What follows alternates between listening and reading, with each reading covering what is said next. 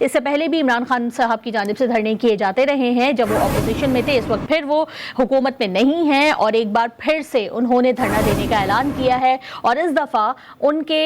دھرنے کا نام حقیقی آزادی مارچ ہے۔ اس تمام تر صورتحال پر بات کرنے کے لیے ہمارے ساتھ ٹیلی فون لائن پر موجود ہے director news and current affairs Nisar Syed صاحب۔ نثار صاحب، ایک بار پھر عمران خان صاحب جو ہیں نکل چکے ہیں دھرنا دینے کے لیے، احتجاج کرنے کے لیے، کیا کہتے ہیں کس قدر مختلف ہوگا آج کا دھرنا اور اس سے پہلے 2018 کا دھرنا؟ ان دونوں میں 2014 کے دھرنے میں اور آج کے دھرنے میں کتنا ڈفرنس رہے گا، اور کیا وہ مقاصد جن کو حاصل کرنے کے لیے عمران خان صاحب باہر نکلے ہیں وہ حاصل کر پائیں گے؟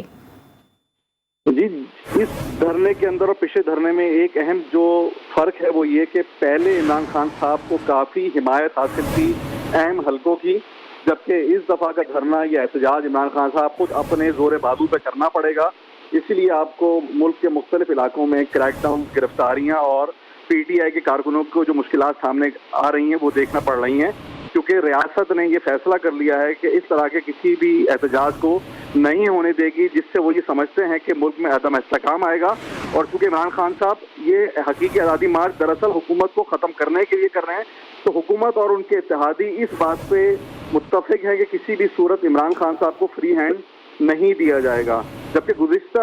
جو دھرنا تھا اس میں عمران خان صاحب کو کافی قوتوں کی آشیرواد حاصل تھی، تو اس لیے ان کو اس طرح کی سختیوں کا سامنا نہیں کرنا پڑا تھا اور ان کو کافی ریلیکسیشن تھی۔ وہیں دوسری جانب ان کے ایک قریبی دوست اور ان کے بیچ میں فیلو جو تھے وہ چودھری نثار صاحب وزیر داخلہ تھے، تو ان کو وہ سختیاں برداشت نہ کرنا پڑی تھی جو اس دفعہ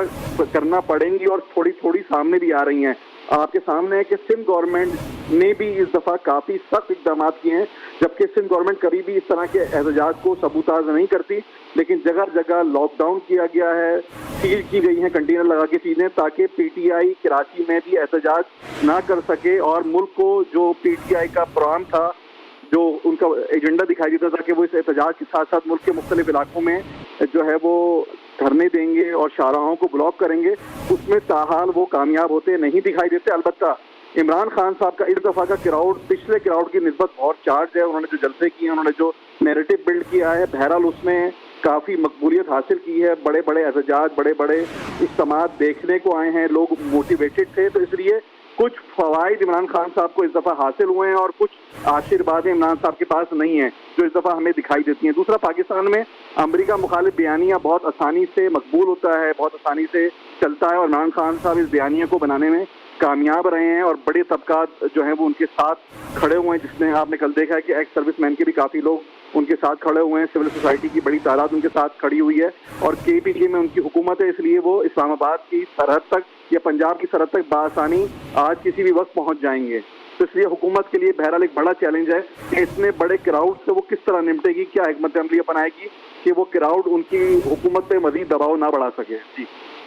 اچھا نثار صاحب، کیا آپ کو لگتا ہے کہ حکومت اس قافلے کو جو مارچ کی صورت میں یہ لوگ نکل رہے ہیں یہ اسلام آباد پہنچ سکیں گے؟ حکومت کی جانب سے تمام در مشینری استعمال کی جا رہی ہے، کنٹینرز لگ گئے ہیں، رکاوٹیں کھڑی کی جا رہی ہیں، عام جو شہری ہیں ان کو بھی بہت پریشانی کا سامنا کرنا پڑا ہے۔ دوسرا سوال میرا یہ ہے کہ اس تمام تر صورتحال سے جو حکومت کی جانب سے اقدامات کیے جا رہے ہیں، یقینی طور پر پی ٹی آئی کو ایک سمپتھی جو گین ہے وہ تو بہرحال ہو رہی ہوگی۔ سمپیتھی گین میرے خیال سے اتنا بڑا مسئلہ نہیں ہے۔ اس وقت حکومت کا مین ایجنڈا یہ ہے کہ اس دھرنے کو کسی صورت اسلام آباد داخل نہ ہونے دیا جائے اس احتجاج کے شرکا کو، تاکہ وہ حکومت پہ پریشر بن سکیں اور اس کے بعد وہ ملک کے اندر مختلف علاقوں میں شاہراہوں کو بلاک کر کے حکومت کے خاتمے کے لیے دباؤ بڑھائیں۔ تو اس لیے حکومت سمپیتھی گین والے گیم سے نکل چکی ہے اور وہ کریک ڈاؤن کی طرف چلی گئی ہے، یعنی روتھ لیس انداز سے وہ اس کو ڈیل کرنا چاہ رہی ہے۔ اور کل مریم صاحبہ نے بھی کہا تھا کہ اس دفعہ وزیر داخلہ چودھری نثار نہیں بلکہ رانا ثنا ہے، یعنی رانا ثنا کے بارے میں انہوں نے یہ مینشن کیا کہ وہ آپ کو جو ہے وہ پیسفلی یا ٹالریٹ نہیں کریں گے بلکہ وہ آپ سے سختی سے نمٹیں گے۔ تو یہ ہمیں دکھائی دیتا ہے، لیکن ایک بڑے کراؤڈ کے ساتھ سختی کرنا بھی بہت مشکل ہے، یعنی کراؤڈ اگر جو ہے بفر گیا تو صورتحال خراب ہوگی۔ اس لیے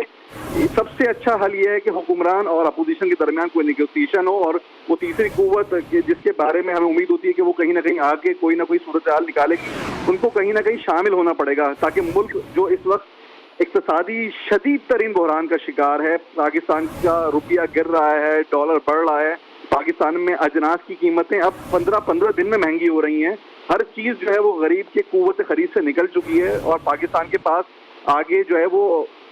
गैर मुल्की जो मालियाती ताकतें हैं या उन इदारे हैं उनसे डील करने के लिए कोई चीज़ मौजूद नहीं है। तो इसलिए हुक्मरानों को और अपोजिशन को ये समझना पड़ेगा कि कोई ऐसा हल निकालें कि जो दोनों के लिए काबिल कबूल हो और मुल्क को मजीद किसी बहरान में ना डालें। जी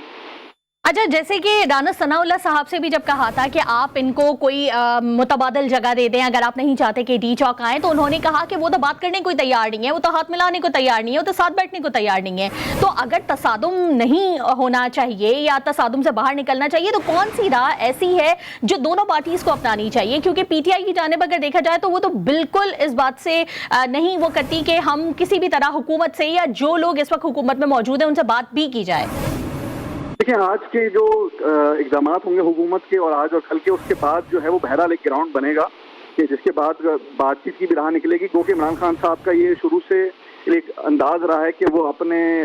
मुखालफिन से बात नहीं करते हैं, जबकि डेमोक्रेसी में, जमहूरियत में मुखालफिन से भी बात होती है और दोस्तों से भी बात होती है। उसके बगैर ये प्रोसेस आगे नहीं बढ़ सकता। तो इसलिए पीटीआई को भी बहरहाल आजकल में काफ़ी चीज़ें रियलाइज़ होंगी कि वो सूरत हाल नहीं है कि जो पिछली दफ़ा थी। और दूसरा ये कि वो कुव्वत जो गैर जानिबदार हो गई हैं उनको भी कोई ना कोई रोल प्ले करना पड़ेगा इस गंभीर सूरत हाल से मुल्क को निकालने के लिए। आज शाम या रात तक काफ़ी चीज़ें वाज़ेह हो जाएंगी कि हुक्मरान कहाँ खड़े हुए हैं और इमरान खान साहब के साथ कितनी बड़ी तादाद में लोग आ रहे हैं। अगर बड़ी तादाद में इमरान खान साहब लोग निकालने में कामयाब हो गए तो बहरहाल हुकूमत और दीगर लोग भी काफ़ी कुछ सोचने में मजबूर हो जाएंगे। और अगर हुकूमती हथकंडों और कार्रवाइयों के बाद इमरान खान साहब का क्राउड छटता है तो फिर जो है वो डील की सतह या बातचीत की जो सूरत हाल होगी वो मुख्तलिफ होगी। लेकिन बहरहाल इसका कहीं ना कहीं हल बातचीत से ही निकलेगा, क्योंकि ऐसा नहीं हो सकता कि एक फरीक कुछ बात करे और दूसरा फरीक कुछ बात करे। मुल्क के पास ऐसी किसी सूरत हाल को तहम्मुल करने की गुंजाइश नहीं है। इस सारे बहरान में जिस